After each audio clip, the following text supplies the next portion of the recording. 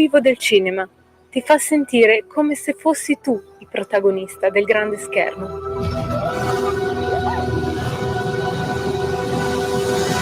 Ogni sabato dalle ore 16.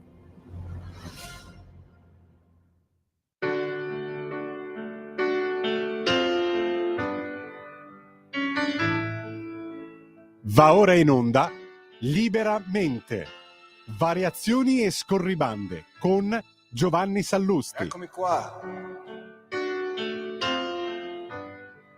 Sono venuto a vedere lo strano effetto che fa la mia faccia e i vostri occhi e quanta gente ci sta.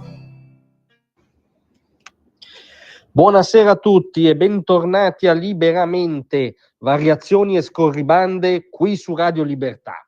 Allora interrompiamo per un secondo l'eroica maratona del nostro eroico Antonino Danna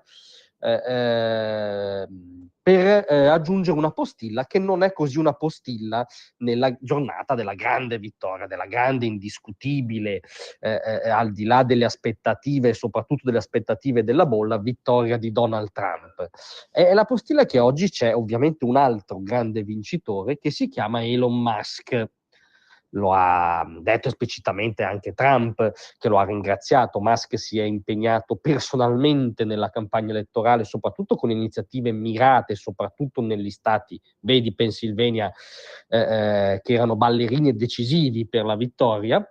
E Trump ha detto oggi è nata una stella, ovviamente è più un buffetto amicale che una constatazione descrittiva. Musk è una stella del firmamento imprenditoriale e intellettuale globale da tempo, nel senso che è un visionario, è uno che porta avanti l'orizzonte dell'umanità, tant'è che starebbe per portare l'umanità medesima su Marte.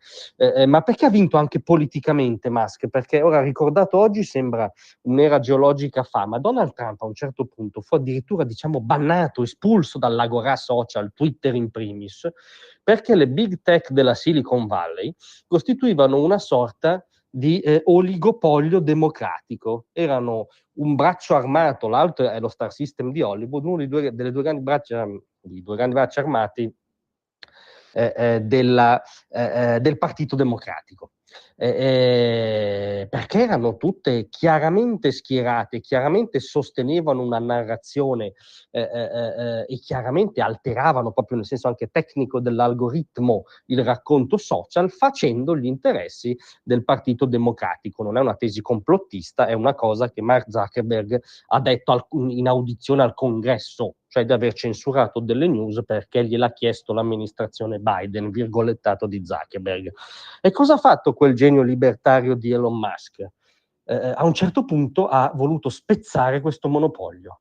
Si è comprato Twitter e ha portato nel campo dell'agora social quella che secondo lui, e molto più nel piccolo anche secondo noi, è la grande questione della contemporaneità, cioè il fatto che sia minacciato oggi il free speech, proprio nella sua terra d'elezione, l'Occidente, in particolare l'America. Non può esistere un discorso unico nella più grande agorà contemporanea, quella dei social e della rete. Questa agorà non può diventare una sorta di soviet postmoderno virtuale. Questa è stata la tesi di Musk e così si è regolato effettivamente nella pratica, cioè ha riportato il pluralismo, il dissenso, la contraddizione, l'ABC di una democrazia liberale nell'agorà dei social network. E questa grande operazione è stata tutt'altro che secondaria nella vittoria di Trump, ma va addirittura oltre la vittoria di Trump.